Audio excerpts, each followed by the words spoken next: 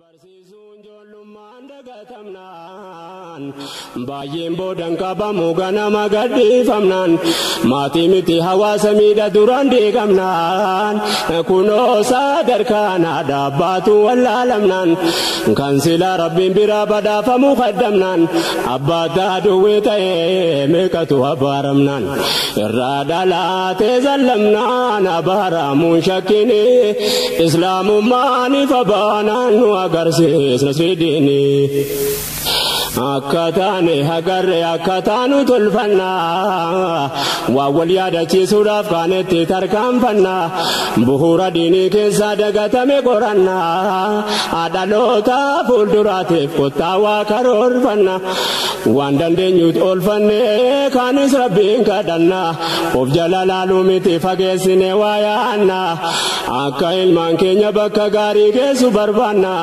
akkanootarra taane ta'urra نجابفنا كان همنا وليدامنا ملكين هرك رحماني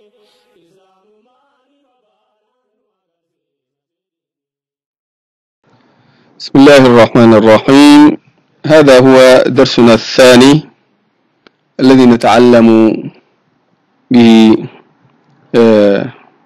برنامج ووردبريس لإعداد البرامج مواقع الإنترنت.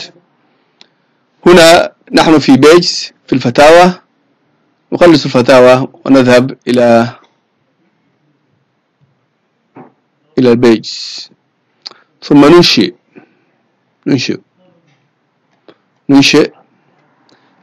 أنا الآن أنشأته قبل قليل. نريد الآن ماذا؟ نريد أن ننشئ صفحات للفتاوى، الفتوى الأولى، الفتوى الثانية، الثالث، الرابع، الخامس، السادس، على الأقل يعني 16 تقريبا صفحات حتى نستطيع نعمل العمل. ماذا نعمل الآن؟ أنا أنشأت تقريبا يعني قبل قليل الصفحة الأولى والثانية والثالث، فنستمر من الصفحة الرابع يعني. تذهب إلى هنا add new. نحن الآن في صفحات، نريد أن ننشئ صفحة جديدة، فنذهب إلى add new. ننتظر قليلا، يأتي هنا العنوان، هنا يكتب العنوان، نسميه برقم 4 هو العنوان. لماذا؟ لأننا نحن أنشأنا صفحة رقم 1، أنشأنا صفحة رقم 2، أنشأنا صفحة رقم 3، فهذه هي الصفحة هذه هي الرقم 4 طبعا. إذن فأيضا أذهب إلى ملف عندي في الحاسوب أنشأته للفتاوى، فأذهب إلى الفتاوى، أحذف هذا، أذهب إلى الفتاوى. أنا أنشأت فتاوى هنا، هذا البرنامج 1 2 3 أنهينا. نحن الآن في 4، أفتح رقم 4 هذا بالوورد بصيغة وورد، كله نأخذ سيف، فنرجع إلى موقعنا، هذا نرجع إلى موقعنا. هنا نلصق ما جئنا به، هنا نلصق، هذا أحذفه، هذا ما نريد. وكله يعني أجمله، جعله في الوسط أولا، ثم أمشي به إلى فوق تقريبا، فأكبره. العنوان الأولاني هذا أكبره كبيرا، جعله كبير يعني، هذا أحذف. العنوان الأولاني هذا أقف عليه فأجعله رقم 1 يكون كبير، والثاني والثالث والرابع الذي بعده كله أجعله رقم 2 أقل منه، يعني كذا نستطيع أن نقرأ الصفحة. أنهيت الآن يعني، ولا بد أن أعرف الرابط الذي سوف أربط به. هنا موقعنا، الرابط أداة أرك /4/2، هنا موقعنا، فأذهب به publish،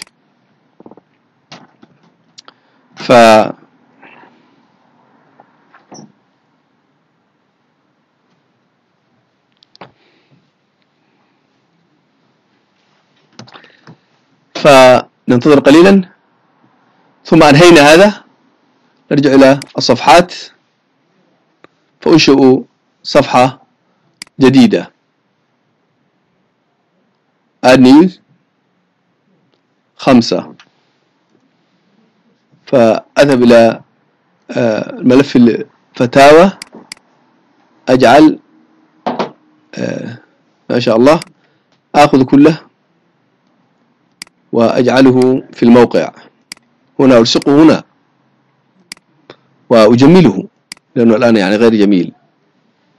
جمله، أجعله أولا في الوسط وبعد ذلك أتصرف فيه، أو يعني كذا أجعله كله 2، والعنوان يعني أخيرا آتي وأجعله 1 حتى يكون كبير كذا، يعني كل شيء تمام. الرابط هو 5 شطة 2. طيب publish، ثم ننشئ صفحة أخرى 6 وعليها نتوقف تقريبا، يعني لأنكم تعلمتم يعني تقريبا يكفيك، لا أريد يعني أن أفعل كل شيء.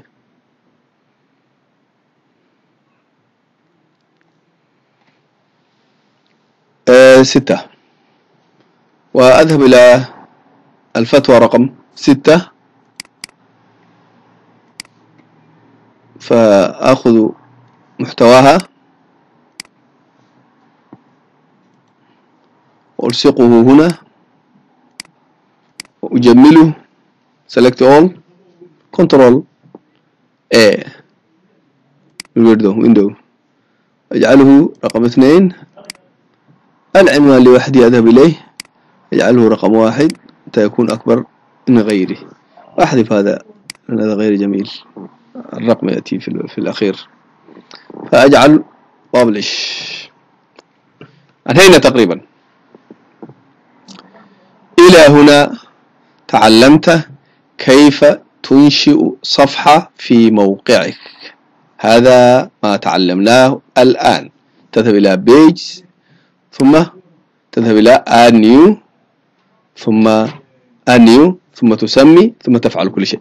فهذه يعني ما أنشأناه رقم 1 2 3 4 5 6. أنت بدأت معي 4 5 6 مثل ما فعلنا في 4 و5 6 فعلنا في 1 2 3.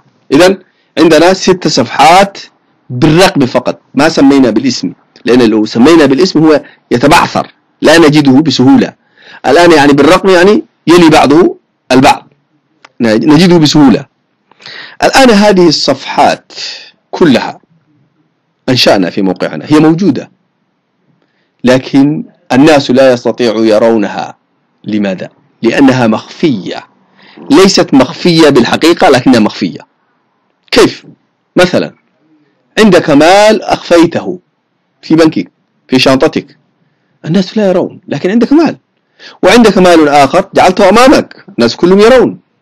إذا ما جعلنا أمام الناس، هو موجود المال هذا موجود في الحالتين. في حالة ما جعلت، عندما جعلت في شنطتك موجود المال، وعندما جعلت أمامك يعني ورآه الناس كله المال نفس الشيء موجود. الوجود يعني لم يختلف لكن مكان الوجود يختلف. هنا هكذا الصفحة موجودة لكن مكان وجودها لا يظهر لجميع الناس، إلا لمن؟ إلا لك أنت ولمن يعرف العنوان هذا. أي إنسان يكتب الآن في موقعنا، يكتب في موقعنا مثلا هذا الشيء، خلينا نكتب معا في موقعنا، نكتب مثلا الرابطة في موقعنا، نكتب هنا الرابطة، نحذف كل هذه الأشياء إلى الرابطة، تمشي إلى الرابطة سلاش هذا مطلوب، وبعد ذلك تكتب مثلا 1 2 كذا، هذا هو العنوان، تضغط عليه فيأتيك. انتظر لا تستعجل، هذا هو ما شاء الله، وهذا يعني إذا الفتوى جاءت. لكن من الذي يستطيع أن يعرف هذا العنوان؟ العنوان هذا يعني هو مكان لا يعرف إلا أهله، هو ليس على الشارع، يعني ليس يعني على الطريق العام، لا لا لا، هذا المنزل منزل في الحارة في اللفة، يعني لا يراه إلا من يعرف. إلا أهل المدينة أدرى بشعابها، يعني هذا في الشعاب يعني ما شاء الله.